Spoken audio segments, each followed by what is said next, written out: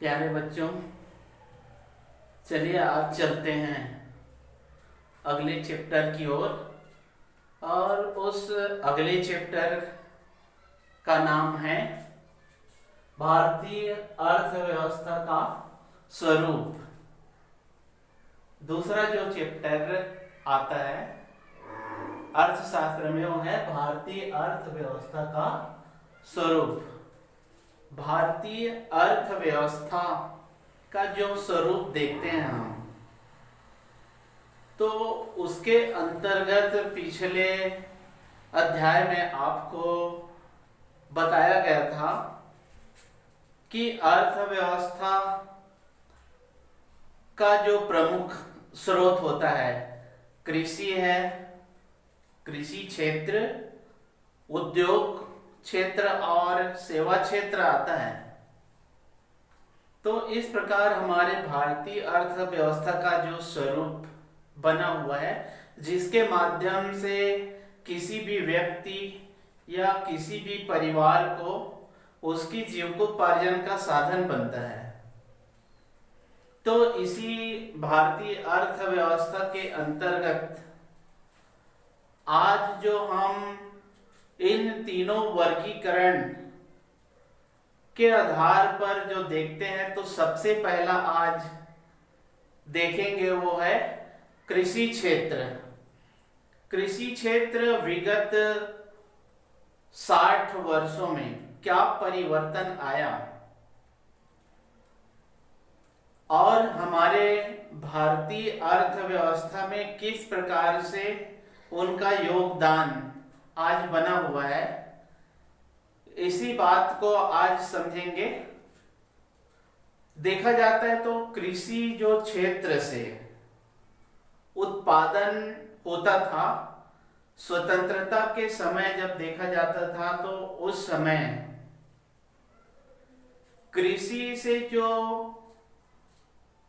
आमदनी प्राप्त होती थी, उन्हीं से जीविकोपार्जन होता था। कृषि धीरे धीरे एक नए परिवर्तन में आया और वो परिवर्तन उद्योगों के रूप में, सेवा के क्षेत्र में देखने को मिलता गया। कुछ लोगों के द्वारा धीरे धीरे कृषि को छोड़कर उद्योगों की ओर और सेवाओं की ओर रोजगार की तलाश करने लगे। तो आज धीरे धीरे कृषि का जो क्षेत्र या कृषि जो उत्पादन या कृषि पर निर्भरता कम होते जा रही है। तो देखते हैं स्वतंत्रता के समय जो कृषि में ग्रामीण क्षेत्र के लोग लगे रहते थे। हमारा जो भारतवर्ष है या हमारा भारत देश है, वो कृषि प्रधान देश है। यहाँ का जो मुख्य जो जनसंख्या है वो कृषि पर निर्भर है। स्वतंत्रता के समय देखा जाता था तो 72% लोग कृषि कार्य करते थे। कृषि से ही अपना रोजगार या जीविकोपार्जन का साधन बनाए हुए थे। उसी कृषि से रोजगार की प्राप्ति हुई और कुल जो सकल जो उत्पादन में 53% की जो वृद्धि हुई या 53% देखने को मिला। इसी प्रकार कृषि क्षेत्र के अलावा कृषि के और अन्य संबंधी क्षेत्र आते हैं, जैसे कि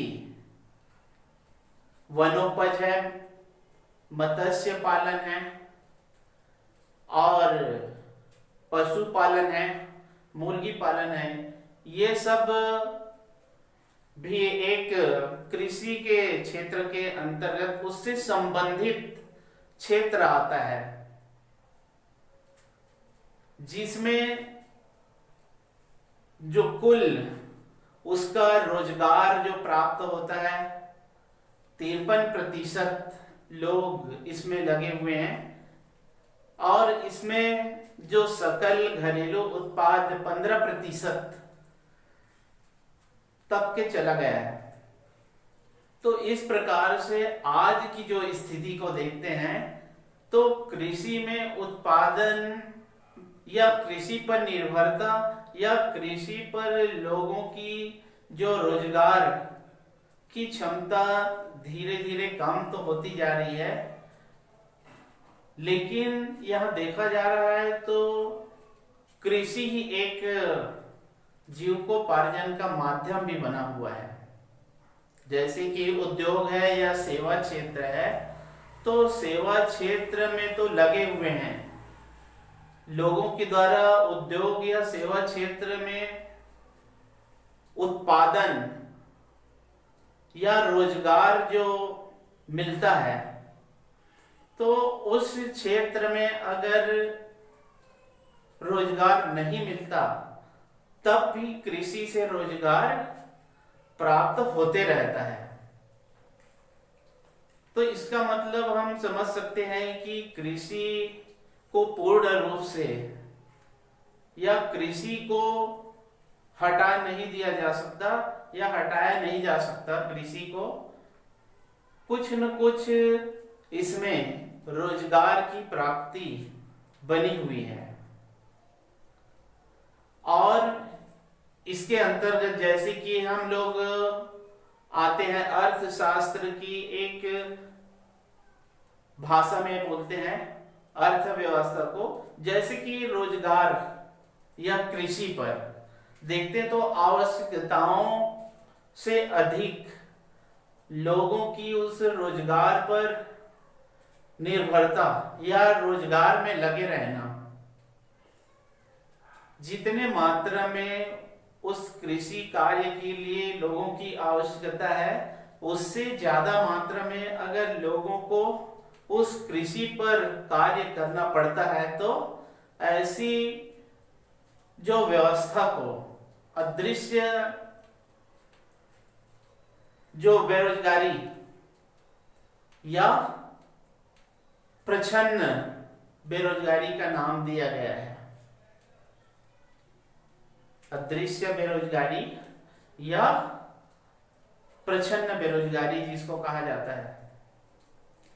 तो इसको एक उदाहरण के माध्यम से हम समझ सकते हैं कि आवश्यकता जितनी है और उससे ज्यादा अगर उनको काम नहीं मिलता है तो उस कृषि पर उसको निर्भर रहना पड़ता है।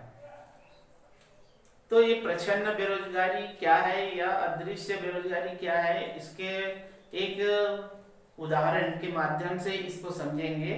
जैसे कि किसी भी कृषक के पास जो 4 एकड़ खेत है और उनके परिवार के जो सदस्यों की संख्या 6 है, ये 6 परिवार के सदस्य उस 4 एकड़ भूमि पर कार्य करते हैं और कार्य करने के बाद में उस कृषि भूमि पर जो उत्पादन जो होता है वो 40 क्विंटल होता है। 40 क्विंटल उत्पादन ये 6 जो वयस्क लोगों के द्वारा किया गया कार्य से उत्पादन होता है। किसी कारणवश उन 6 सदस्यों में से या 6 जो परिवार के सदस्य हैं उनमें से 2 को अन्य रोजगार की प्राप्ति हो जाती है। 2 को अन्य रोजगार की प्राप्ति हो जाती है और उसके बाद में उस 4 एकड़ जो कृषि भूमि है वहां पर 4 लोग ही कार्य करते हैं और 4 लोगों के द्वारा जो कृषि कार्य किया जाता है तो उसमें भी उत्पादन उतना ही होता है। 40 क्विंटल ही वहां पर उत्पादन होता है। तो यहां पर हम समझ सकते हैं कि 2 जो उस कृषि कार्य में लगे हुए थे उनके चले जाने के बाद में भी 40 क्विंटल उत्पादन हो रहा है उस कृषि भूमि से। तो यहाँ पर हम मान सकते हैं कि वो दो जो सदस्य अन्य कार्यों में चले गए तो उनका जो कार्य शून्य माना जाएगा, या उस कृषि भूमि में वो कार्य कर रहा था वो शून्य है। वो दो जो सदस्य जो कार्य कर रहे थे उनको अतिरिक्त लाभ की प्राप्ति होती है। तो उस परिवार में उनके द्वारा जो कार्य किया गया उनसे अतिरिक्त उत्पादन। तो यहाँ पर प्रच्छन्न बेरोजगारी का मतलब यही है कि आवश्यकता से अधिक लोगों का कार्य करना, जबकि वहां पर उतने सदस्य की जरूरत नहीं होती। ये है प्रच्छन्न बेरोजगारी। तो इस प्रकार से कृषि क्षेत्र और कृषि से संबंधित जो अन्य क्षेत्र है ये भी हमारे भारतीय अर्थव्यवस्था का एक मूल आधार है, एक नींव कहा जाता है कृषि को, और एक रीढ़ भी कहा जा सकता है।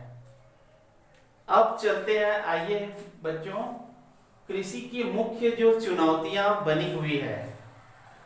कृषि कार्य करना बहुत कठिन या जटिल कार्य होता है, और उस जटिल कार्य करके कृषि पर एक अच्छा उत्पादन करना। लेकिन आज कृषि कार्य एक चुनौतीपूर्ण कार्य बन गया है, और वो किन कारणों से चुनौतीपूर्ण कार्य बन गया है इसको समझते हैं कुछ पॉइंट या कुछ बिंदु के आधार पर। तो कृषि की मुख्य जो चुनौतियां हैं वो है, पहला, मानसून पर निर्भरता। भारत की जो कृषि व्यवस्था है या भारतीय जो कृषि व्यवस्था है वो मानसून पर आधारित है। हमारे जो भारत की जो कृषि कार्य जो होती है वो पूरा मानसून पर आधारित होता है, मानसूनी वर्षा पर आधारित होता है। और मानसूनी वर्षा कभी अधिक हो जाती है, अतिवृष्टि और अनावृष्टि की समस्या पैदा हो जाती है, जिसके कारण कभी बाढ़ की स्थिति निर्मित हो जाती है तो कभी सूखे की स्थिति निर्मित हो जाती है, और उसके कारण कृषक को उत्पादन जितना मात्रा में होना चाहिए उतने मात्रा में उत्पादन नहीं हो पाता है। तो इस प्रकार से मानसून पर भी निर्भरता ग्रामीण क्षेत्रों में जो कृषक है उनके द्वारा जो कृषि कार्य किया जाता है पूरा मानसूनी वर्षा पर निर्भर रहना। तो ये बड़ी चुनौती, मानसूनी वर्षा का समय पर ना होना या समय के बाद में होना, ये बहुत बड़ी कृषि कार्य के लिए चुनौती बनी हुई है। दूसरा जो है कीट प्रकोप। जब फसल की पैदावार होती है तो फसल की पैदावार होने के बाद में या फसल के अंकुरण के समय या मध्य के समय या फसल की कटाई के पहले कई प्रकार के कीट प्रकोप फसलों पर या कृषि जो उत्पादन जो होता है उस पर पड़ता है, जिसके कारण इन कीटों के द्वारा किए गए नुकसान से कृषि कार्य बिल्कुल प्रभावित हो जाता है। तो इस प्रकार से कृषि में भी एक कीट का प्रकोप बहुत बड़ी चुनौती पूर्ण बन जाती है। इसके बाद में बीमारियां, कई प्रकार के कृषि उत्पादकों पर जैसे कि धान की फसल है, गेहूं की फसल है, चने की फसल है, ऐसे कई प्रकार के कृषकों के द्वारा जो पैदावार लिया जाता है उसमें कई प्रकार की ऐसी बीमारी उत्पन्न हो जाती है जिसको कृषकों को बचा पाना मुश्किल हो जाता है।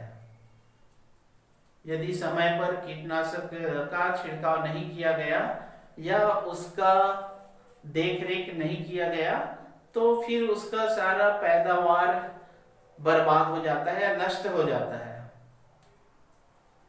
तो कई प्रकार की आज बीमारियों के कारण अच्छी मात्रा में फसल ले पाना संभव नहीं है। इसके बाद में ओलावृष्टि। ओलावृष्टि भी कृषि के लिए बहुत बड़ी चुनौती।